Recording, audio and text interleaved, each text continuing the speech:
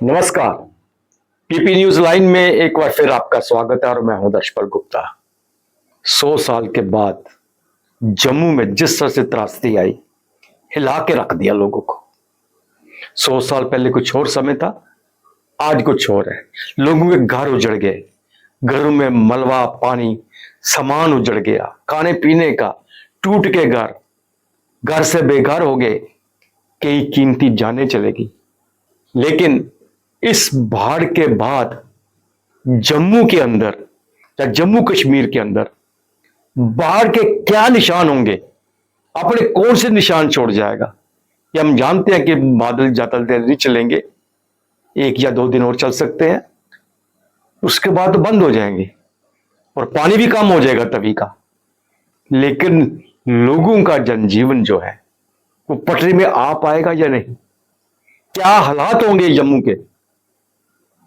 सबसे बड़ी समस्या जो आने वाले दिनों में भी है और इस वक्त भी है, वो पीने के पानी की, वाटर बोर्न डिजीजेस की खतरा कितना बढ़ रहा है।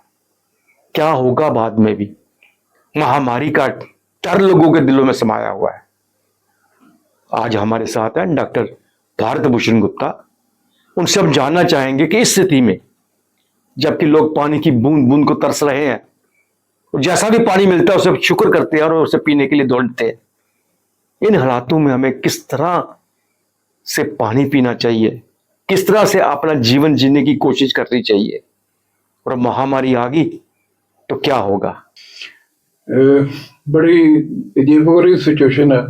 हमने अपनी लाइफ टाइम में इस किस्म का फ्लडिंग जम्मू में पहली बार देखा है और इसके जो लॉन्ग टर्म कॉन्सिक्वेंसेस तो बहुत ख़राब है, तो वो हम डिस्कस करेंगे।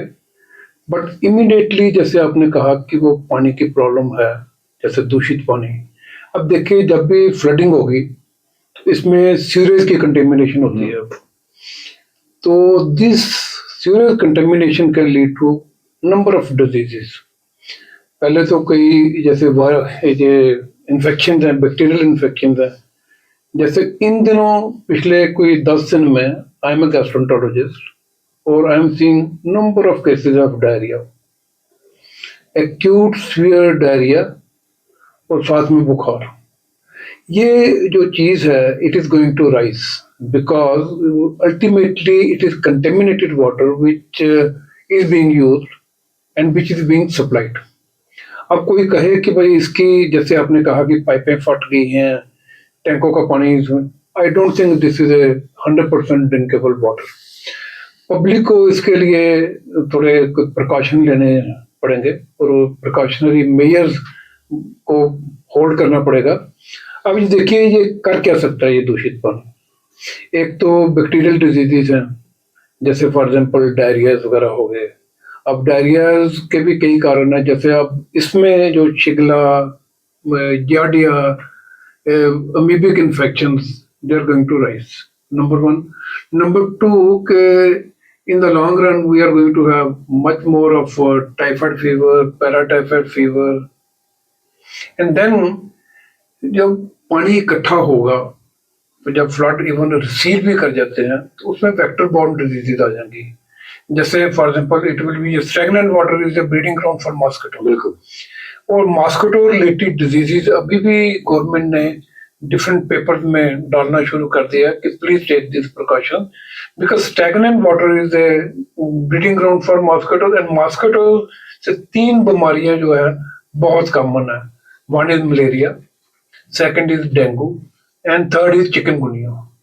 और हमारे यहाँ पर एक बीमारी थोड़ी कम है, जैसे बट महाराष्ट्र, मुंबई में ये बीमारी काफी है, उसको लेप्टोस्पायरोसिस कहते हैं। तो they are going to be on the rise. Then third, अब ये जो सीरीज है, this is very high in certain viruses. See, जैसे फॉर एग्जांपल कई वायरस हैं, 2 वायरसेस हैं, जैसे hepatitis A virus and hepatitis E virus. इनका जो route of transmission is faeco oral, तो this means it spread through series. तो इसमें we are going to have epidemics and even micro epidemics of hepatitis A and E. and both can cause a morbidity as well as mortality, means के life का loss भी हो सकता है और बंदे को तकलीफ भी काफी हो सकती है. एंड देन सी, जैसे लोग अपने घरों से अपरूटेड हैं एंड कोई स्कूल्स में डाले हुए हैं, कोई जैसे जो अवेलेबल स्पेस है उसमें डाले हुए हैं, तो there is overcrowding. Overcrowding itself is a cause of so many diseases, for example pneumonias. अब ये फ्लडिंग के करके जो ये आपके सीलन है, सीलन करके various moulds they grow up, they these moulds can cause pneumonias and other problem. So ये फ्लडिंग का एक तो इमीडिएट इफेक्ट है, एक लॉन्ग टर्म इफेक्ट है. देन अदर प्रॉब्लम, जैसे फॉर एग्जांपल फ्लड चल रहे हैं, राइट. हमने देखा है कि वंस इन अ व्हाइल ना कोई मैन होल खुला है, one can get trapped in that manhole, one can get stuck in that manhole. Electric wires जो हैं जगह जगह गिरी हुई हैं, तो किसी टाइम पे आप नंगे पैर चल रहे हो, जब वैसे चल रहे हो तो you can be on the electric wires. So multiple इसके जो फ्लड के नुकसान है. लेकिन आपने पूछा कि पानी के लिए क्या करना चाहिए. जी जी. मैं जनता के लिए एक बेसिक फॉर्मूला बता रहा हूँ कि पानी चाहे पब्लिक जो हमारे पास इंजीनियरिंग हेल्थ इंजीनियरिंग डिपार्टमेंट की सप्लाई है, चाहे आप टैंकर में पानी आ रहा है, at this point of time be safe. और उसमें क्या करना है कि boil the water for at least 10 minutes. And once you boil the water for 10 minutes, most of the bacteria, most of the viruses they get killed. तो वो आपके लिए ड्रिंकेबल वाटर हो जाता है. Then second is chlorination of water. अब chlorination का एक झंझट ये है कि आम लोग कितनी क्लोरीन डालनी है, किस मात्रा में डालनी है, तो उसमें कंफ्यूजन रहेगा. But I am sure the department of public health engineering and this municipal corporation, they are taking care of that. Third is कि लाइक पर्सनल हाइजीन.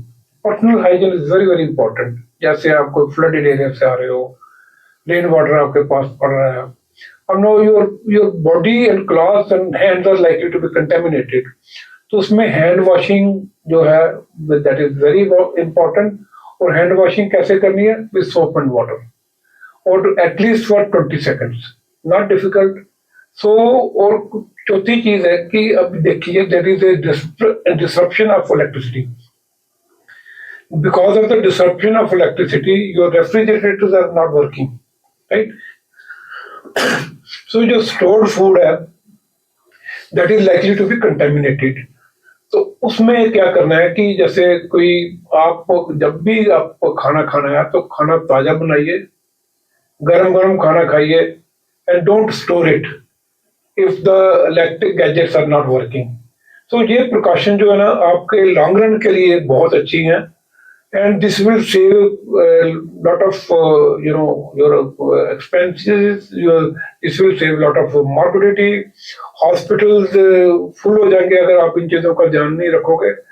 और कभी किसी को डायरिया होता है तो इमीडिएट जैसे घर में तो आप ये कर सकते हो कि ओरल रिहाइड्रेशन फ्लूइड ले सकते हो. लेकिन अगर सपोज डायरिया के साथ साथ में बुखार भी है तो immediately seek a medical consultation. You might require antibiotics for control of diarrhea and fever.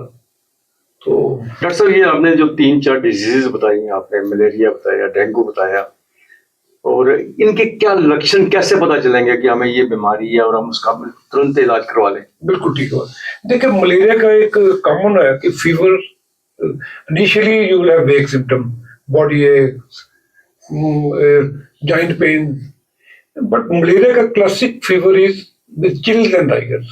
कांप के बुखार आता है, ऐसे ऐसे जाड़े से बुखार आता है, राइट. और एक हम याद है कि एक नेशनल मलेरिया एरेडिकेशन प्रोग्राम की एक स्लोगन होता था कि कोई भी बुखार जैसे सीजन में मलेरिया हो सकता है तो गांव में ये एडवर्टाइज करते थे कि क्लोरोक्विन ले लीजिए, राइट. तो मलेरिया इज ट्रीटेबल. तो मलेरिया का बुखार जब भी आएगा जाड़े के साथ आएगा और साथ में और सिम्टम नहीं होंगे, जैसे रेस्पिरेटरी सिम्टम नहीं होंगे, यूरिनरी सिम्टम नहीं होंगे, कोई बॉडी में कहीं और स्वेलिंग नहीं होगी.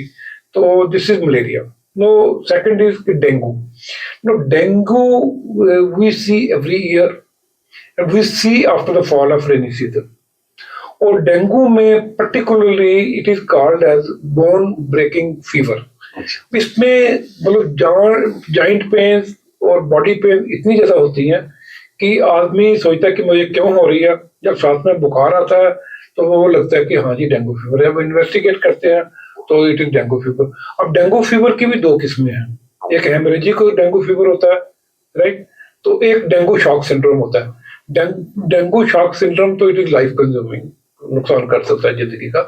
और जो डेंगू हेमरेजिक फीवर है उसमें भी मतलब you have to seek immediate hospitalisation, but the good thing is कि this complication occur only less than 10% of the patient. Most of the time it settles with जैसे फीवर बॉडी एक्स हुआ तो इसके लिए कोई स्पेसिफिक ट्रीटमेंट नहीं है, paracetamol लेनी होती है और साथ में अपनी हाइड्रेशन और न्यूट्रिशन मेंटेन करनी होती है। And 90% of the patient they get well. हाँ, उसमें एक चीज इंपॉर्टेंट है कि प्लेटलेट काउंट को मॉनिटर करना पड़ता है। जब भी प्लेटलेट काउंट 25,000 से नीचे हो जाता है that is a warning bell.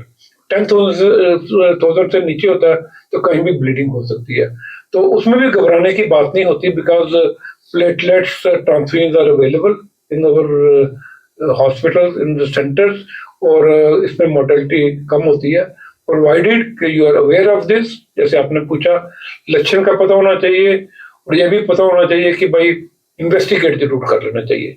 ये चक्कर में नहीं रहना चाहिए बुखार है जी, सीजनल बुखार है, इसको ऐसे नहीं लेना चाहिए, इसको सीरियसली लेना चाहिए। तीसरा आ गया चिकनगुनिया। अब चिकनगुनिया का भी एक मेन सिम्टम होता है बोन, जैसे ना बोन में इतनी पेन होती है, बॉडी पेन बहुत ज्यादा होती है, it is and at times it is very difficult to differentiate from dengue. तो इसके लिए वो बेसिकली जो टेस्ट है तो ये ही इम्पोर्टेंट है। अब हमारे जो सब हिली एरियाज है, हिली एरिया है, इसमें एक और इन्फेक्शन है, उसको रिकेट्शियल फीवर कहते हैं। तो रिकेट्शियल फीवर भी मतलब हमने आई रिमेम्बर के in medical college about 15 years ago we gave guideline कि उन दिनों काफी डेथ हो रही थी और ये पता नहीं लग रहा था कि भाई ये डेथ क्यों हो रही है, particularly in upper areas like Rajouri, Poonch, आपको याद होगा। बिल्कुल, इसको बहुत तो उन दिनों फिर हमने इसको इन्वेस्टिगेट किया और ये देखा कि ये रिकेट्शियल फीवर है, तो इसके लिए एक ब्लड टेस्ट होता है, उससे क्लियर हो जाता है it can have multi system involvement, और इसमें भी मोर्टेलिटी हो सकती है हमारे। तो इसमें हमने ये एक गाइडलाइन ली थी, doxycycline is the drug of choice in this situation apart from the number of drug. और डॉक्सीसाइक्लिन एक सिंपल 2-3 रुपए का कैप्सूल होता है, सुबह और शाम को खाने के बाद खाना पड़ता है, और most of the patient they respond very well to rickettsial fever. तो ये जो मेन चीज है, बाकी रहा कि हेपेटाइटिस ए एंड ई, इसके लिए अगर किसी को हो जाए तो ये तो बड़ा एक प्रॉब्लमेटिक सिचुएशन हो जाती है। अगेन कोई 80% पेशेंट बिल्कुल ठीक हो जाते हैं। प्रेग्नेंट लेडीज को कोई हेपेटाइटिस ई हो जाए तो that can be deleterious, dangerous to the mother, dangerous to the child. इसके लिए वो हमें यही है एक इन्वेस्टिगेशन और management in the hands of a qualified gastroenterologist, hepatologist. अब एक अच्छी न्यूज मैं आपको सुनाऊं कि both hepatitis A and E are preventable. Regarding hepatitis A we have a vaccine. तो एक सिंपल कोई मेडिकल हार्डली 1500 या 2000 का वैक्सीन होता है, लाइफ लॉन्ग इम्यूनिटी होती है। अब भी कोई अगले 15 दिन में हेपेटाइटिस ई का वैक्सीन जो है इंडिया में लॉन्च होने वाला है, और इसकी 3 डोजेज हैं। मतलब जैसे अभी थी, फिर महीने के बाद देनी पड़ती है, फिर 6 महीने के बाद देनी पड़ती है। तो this again has a seroconversion. Seroconversion होता है कि जैसे आप दवाई आप देते हो तो एंटीबॉडी प्रोडक्शन को something around 92 to 96%। This means कि प्रैक्टिकली जो भी वैक्सीन लेगा तो उसका इस हेपेटाइटिस से बचाव हो जाएगा। तो ये इंडिया में भी लॉन्च होने वाला है, ये कोई मेरे ख्याल मिड सितंबर में लॉन्च होगा। मेरी सबसे आपके माध्यम से एक गुजारिश है और सबको मैं एडवाइस करूंगा कि ये vaccine particularly to the ladies in the child bearing age, because कि जब कोई प्रेग्नेंट लेडीज को हेपेटाइटिस ई होता है तो उसमें mortality is very very high. मतलब ये ladies, it is a life consuming disease once it occurs during pregnancy. तो आप चाइल्ड बेयरिंग एज में ले लोगे तो यू विल बी सेफ। और अभी तो हमें थोड़ा, क्योंकि ये अभी आ रहा है, नया इंजेक्शन आ रहा है, तो हमें काफ़ी इसमें क्यूरियोसिटीज़ हैं, तो हमें इसके बारे में काफ़ी we are going through it deeply. ये है थोड़ा एक्सपेंसिव है, जैसे मैंने अभी जो कंपनी लॉन्च कर रही है उनसे पूछा, तो it is cost something around 7 to 7.5 thousand, but life के 3 इंच भी लगती है, तो लाइफ के लिए मतलब कि ये सस्ता। कोई भी जो प्रिवेंटिव इम्यूनाइजेशन है that is always cheaper than a disease treatment.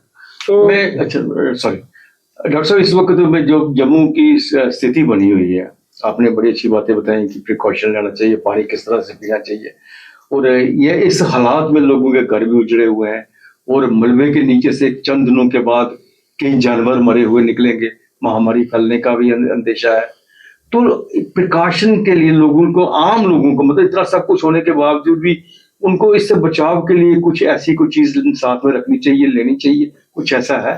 बिल्कुल ठीक है, आपने क्वेश्चन बड़ा पूछा। एक तो बेसिकली जैसे महामारी में there is loss of life stock, there is loss of जैसे किसी को लोगों का हाउस होल्ड चला गया, इनकम चले गई। बिल्कुल। अब this all this is going to lead to anxiety as well as depression. अभी देखो लोगों कितने परेशान हैं, बिल्कुल बिल्कुल। और लोगों में मतलब कि अगर देखो किसी का बेटा नहीं मिल रहा, किसी की बेटी नहीं मिल रही, कई लोग दबे हुए हैं, कई लोगों का अता पता नहीं लग रहा, तो ये anxiety and depression is another mental health issue, is another important factor in this.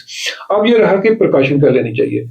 एक तो पहली सिंपल, जैसे मैंने कहा कि जैसे वर्ल्ड हेल्थ ऑर्गेनाइजेशन की एक गाइडलाइन है कि hand washing is very important, maintaining cleanness is very important, maintaining cleanness at home also is very important.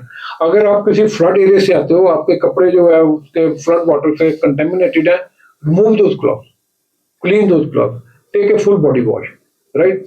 Second is ki like drinking water, that is very important. Third is ki like eating fruits and vegetables.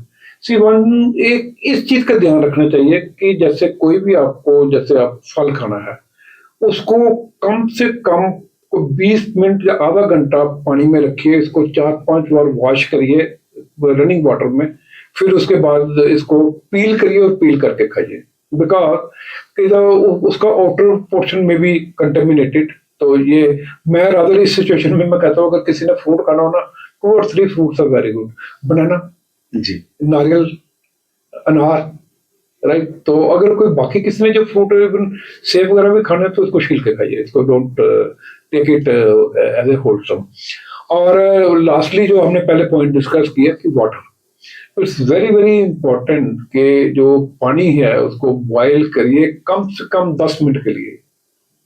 और otherwise मैं I will advise के like one should avoid ice cream during this season, one should avoid eating randomly, जैसे for example अब restaurants हैं, कोई ऐसे यहाँ आपको शक है कि ये हाइजीन मेंटेन नहीं है, तो one should avoid those restaurants. और इसमें एक बेसिक फंडा है कि the thing should be made and eaten rather than stored and eaten. And you know the issue of electricity, के दिन thanks to the electricity department, they are working very hard. Unfortunately, the infrastructure is like that, but they are doing a good job. But at the same time, power cuts, power curtailments, and then, trees have been uprooted, lines have been uprooted. So, it's a basically natural calamity, so we have to face it. तो जिस तरह से doctor साहब ने बताया, लेकिन क्या करें, बदकिस्मती है कि यहाँ की स्थिति बहुत खराब है, और पानी भी पीना हो तो बॉयल भी करना हो तो वो भी मुश्किलात है लोगों के लिए इस वक्त, और आने वाले दिनों में और ज्यादा मुश्किलात जो सामने आएंगी, जिस तरह से डॉक्टर साहब ने बताया।